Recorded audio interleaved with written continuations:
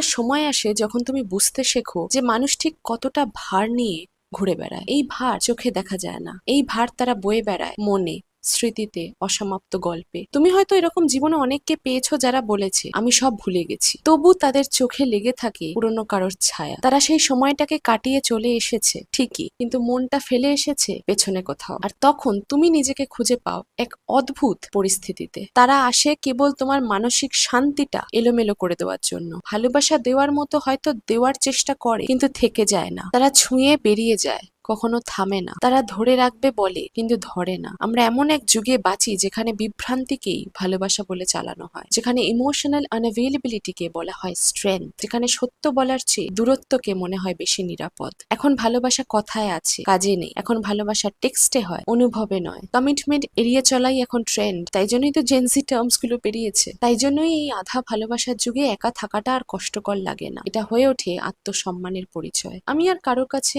নিজেকে প্রমাণ করি না, আমি আর কারোর ভালোবাসার অপেক্ষা করি না। কারণ যদি কাউকে নিয়ে ভাবতে হয় যে সে থাকতে চায় কিনা, সে আসলেই থাকতে চায় না। আমি আর সেই মানুষগুলোর জন্য দরজা খুলে রাখি না যারা দুঃসময় ফিরে আসে। আমি আর কাউকে নিজের ভেতরের শান্তির ভিক্ষা দিই না। আমি এখন নিজেই নিজের জন্য বাঁচি, পুরোপুরি জোর কদমে, সাহসে। আমি এখন নিজেই গ্রসারি শপিং করি, নিজের জন্যই নিজে রান্না করি, নিজেই ক্যান্ডেল লাইট ডিনার করি, ক্যাফেতেও একা যাই, ক্যাফেতে একা বসে বই পড়ি, নিজের পছন্দের জামা পরি, সোলো ট্রিপ নিই, best thing ever by the way. কোন একটা পার্কে গেলে বেঞ্চে বসি যেখানে ছায়া আছে। এই একা থাকা এখন স্বাধীনতা মনে হয়, এই নিঃশব্দতা এখন শান্তির মতো। হ্যাঁ, কিছুদিন এখনো কষ্ট দেয়, কিছু নিস্তব্ধ রাত এখনো কাঁদায়, কিন্তু এখন আমি জানি সব অনুভবই দরকারি। প্রত্যেকটা ব্যথার আলাদা আলাদা মানে আছে। আর সবচেয়ে বড় শিক্ষা হয়েছে এটা যে আমার সময়, আমার ভালোবাসা, সেটা সবাই পাওয়ার যোগ্য নয়। আগে ভাবতাম ভালোবাসা আসবে, একগুচ্ছ ফুল নিয়ে আসবে বা একটা গোলাপ নিয়েই আসবে, সেই গোলাপেই মোড়া থাকবে প্রতিশ্রুতি আর যত্ন। কিন্তু এখন বুঝি সবচেয়ে গভীর ভালোবাসাটা আমি নিজেকে দিয়েছি, যেখানে শান্তি আমার পার্টনার, নিজেকে জানা আমার পথ,